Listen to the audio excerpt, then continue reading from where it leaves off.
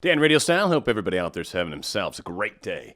One of the biggest problems I think many of us have in manifesting, and I know I'm going to get a lot of flack. There's a lot of people that don't want to believe what I'm going to say, but I'm going to try to give you the best advice I can. I've done a lot of manifesting, manifested relationships, manifested people. Got my second YouTube channel that literally April 10th, I had 548 subscribers. Right now I'm sitting at about 25,700, and it took me a little over 5 months to do that. I do have an idea what I'm talking about. I know you're going to fight me on this, but I want you to understand that I am actually looking out for your best interests and what you're trying to accomplish.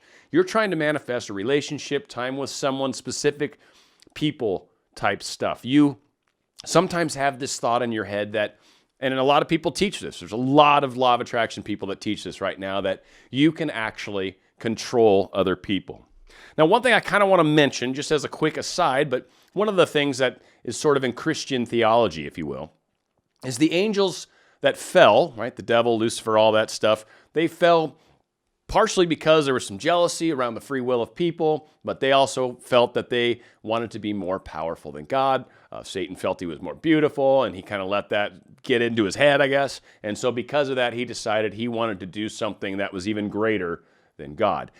It's a very similar concept to what kind of happens when we mess with people's free will. Now, to give examples right up front, and again, a lot of people have talked about this, and I will get into the Neville Goddard component in just a moment, but a lot of people talk about trying to influence others, and all you've got to do is just imagine them doing things. Maybe they've got a drug problem, you're trying to put a stop to that. Maybe they're being reckless in their life. Maybe they're not really showing you enough affection or something, right? There's some behavior that you're trying to alter. And so you're using law of attraction as a means to try to alter someone else's behavior. Now, I want to point out that that can go both ways. So first off, I want to ask that. Are you okay with that? Are you okay with the fact that, say, maybe you're trying to influence your child to stop using narcotics, or maybe your child's using marijuana or something and you're not happy with that? And so you're trying to stop that behavior. Well, what if your child decided to imagine you using? What if your child imagined that you were using marijuana with them? So whose power's more strong? Is that what we're getting down to? Who's got the strongest mojo? Or what if they're trying to imagine you doing something that you don't want to do, for example? Maybe you've been in an abusive relationship, and this is one of the examples I use frequently to try to demonstrate to people that you cannot control others. As much as you want to, you can't. If you've ever been in a bad relationship where someone's abusive to you, a lot of times they don't want you to leave them. So every time any sort of thing happens like that, they threaten bodily harm to themselves. Maybe they threaten bodily harm to you. Maybe they threaten God knows what. I'll go over to so-and-so's house and beat them up. So these things kind of keep us fearful, kind of keep us stuck within our little shells and afraid to get away from this dark person. So say you finally do get the strength to get away from them. Do all they have to do is just imagine you being together, and then all of a sudden you're like, I must stay with person I hate? No, you've got a choice. You do. What if I imagined that you were playing in the freeway? Now, this is a bad thing to do to someone, but what if I kept imagining you playing hopscotch in the freeway? Certainly dangerous. And are you just going to be like, I must go and play in the freeway? No. You're going to go, that's a stupid idea.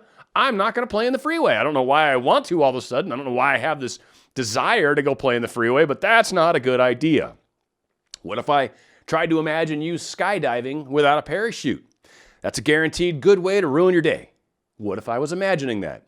Would you then immediately find the first plane you could, hopefully not wearing a parachute, and then be like, oh my God, I must open the door and jump out of this plane while we're in the air?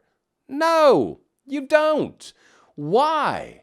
Because you have free will. You have decisions. You have choices. Now, do we sometimes blindly do things? Yes. Are we easy to influence with certain ways? Like you can give people suggestions, suggestive thoughts, and even using some of these techniques. Yes, you can very, very much influence people. Can you make them do something? No. People have free will. Now, Neville has two quotes that frequently get used as means of proving that people don't have free will. Now, there is determinism, and there's a whole lot of junk around that. Frankly, I don't get into that at all. I know we have free will. I know there's a lot of teachings that say we don't. I disagree. And I think some of the logic that's used to say we don't have free will is like real sound logic up until they get into the unsound part, and it's always a mixture of the two. Whatever. So 2 things that Neville's famous for. The world is you pushed out. Now, these are quotes that I've been able to find actual literature with his penned quote or a lecture that he has done. A lot of people have sent me all sorts of video links for stuff other people have said that Neville said, that other people have talked about Neville saying, but not actual Neville's words. The 2 places I've been able to truly find it, and there might be more, I haven't read everything the guy's done, but I've read a lot of Neville. The world is you pushed out, which has to do with the world is a projection of what's going on inside of you. So if you've got this view that everybody's bad and everybody's wicked, then you're going to find a lot of bad, wicked people in your day-to-day affairs. If you believe everybody's good and everybody's great, you'll tend to find everybody's good and everybody's great wherever you go. If you always think to yourself, oh my God, traffic signals are almost always green for me. It's so weird. And you'll notice that traffic signals tend to always be green for you. The world is you pushed out. Your belief of yourself, of the world, of how things work, the exception of messing with others, but from the standpoint of your belief of how people are as a group, of what's going on in the world, what you expect to experience in the world, what your hopes are, these things manifest. The world is you pushed out. Now, projection comes into that as well, where you'll see things and you assume that, well, that person's looking funny at me. I'm sure they hate me. That's projection. That's you pushed out as well. That's you looking at someone. You know nothing else other than they just looked at you, maybe made a face. They could have just had a twitch. They could have been thinking something and put their eyebrow up, but you saw it at the exact time they did it, and you're like, ooh, he's making faces at me, right? It's us pushed out. It's not necessarily what's going on inside that individual's head, but you essentially handed him a script for your play, and you're like, hey, I need you to like do a funky little look, and then when I look over at you, I need you to make it even weirder. And they'll be like, all right, how about this? Is that a good look? And you're like, yeah, definitely. I'm going to look at you now. And they're like, and then they're going to do that other side look, right? And you'll be like, oh my God, he's totally doing that on purpose. So everyone, the world is you pushed out. Now, the other quote that Neville gets frequently, and this one's closer, but the way he uses it, again, it's context that matters. So his quote, everyone is yourself pushed out. Now, this is the one that gets used the most. The context of this particular lecture that he did had to do with sitting at a dinner table and wanting to imagine that his friend got a promotion.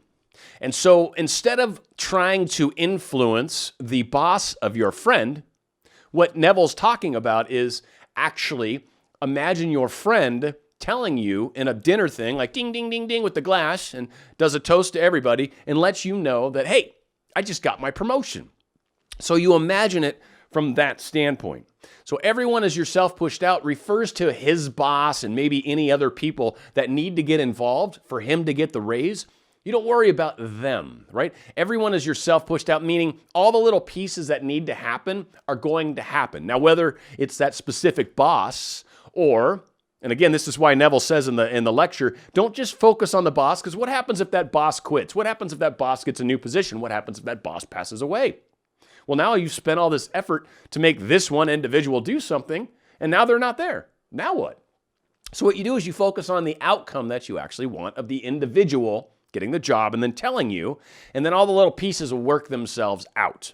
But nowhere in that lecture does Neville say you can control other people. In fact, I haven't been able to find that in any of his teachings, at least that specific.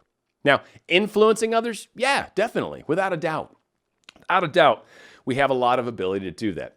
So one of the things that a lot of people, and I've really seen this kind of polarized heavily now, there's certainly a group of the population that truly believes that the only way they can have the life they desire, and this could be personal, this could be the overall political, it could be all the stuff, but the only way they can have the life they desire is if certain people do certain things.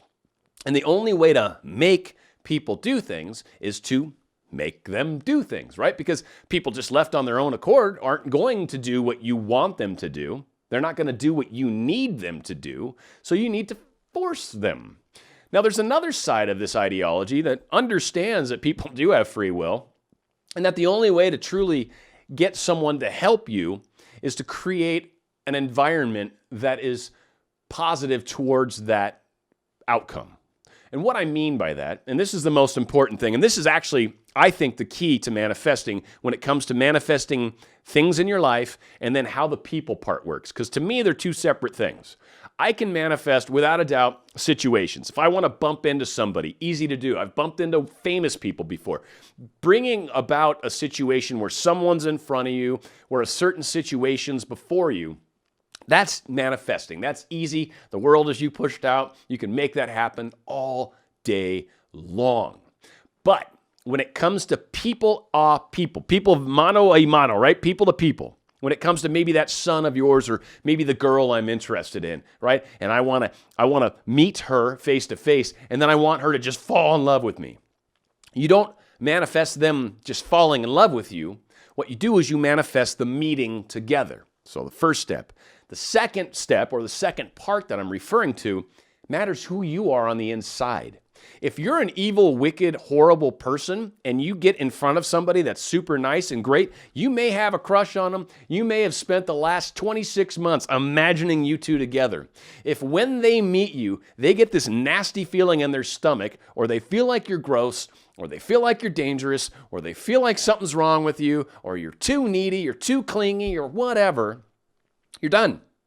Done. Doesn't matter what you've done with your manifestations. You can't force somebody to make a decision they don't want to make. If I imagine you jumping out of a plane without a parachute, you are not going to do that because it's a bad idea.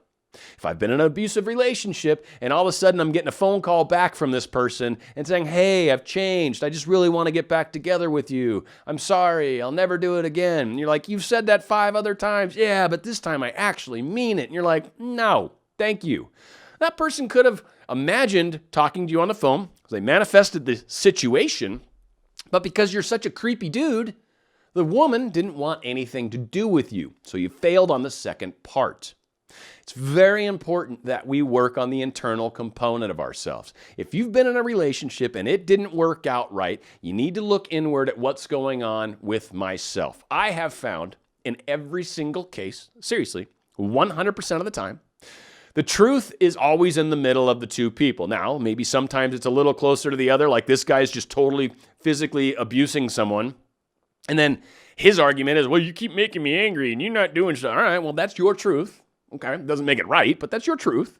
And then their truth is like, I don't know, I'm always trying to do the best I can. And then he just hauls off and smacks me. It's like, all right, and that's your truth. So in between these two is the reality of it. She's not making mistakes. She's not screwing up. That's just what he's blaming her for. So again, she's got a component of the reality that's not true either. And his component of reality is very not true, right? So this relationship's not working because the people don't belong together. You want to work on a situation with someone that you care about. I've talked about astral letters. You can look it up on my channel. We've talked about Ho'oponopono. Forgiveness. You've got to work out the kinks. You've got to work out whatever mojo you've got between you two that's causing problems. You need to work that out. You need to think about it. You need to talk about it. You need to work through it. And you need to evolve as a human being. If you've got a child that's using and you don't want them to, we've kind of got to evolve ourselves into a different place where, one, we understand that kids are going to make their own decisions. Two, maybe we can start to help educate them or get some information towards them that helps. Maybe it's a time to be honest and be like, yeah, I used it when I was younger too, but it kind of made me feel like I was out of control. I didn't really like the way I felt, whatever.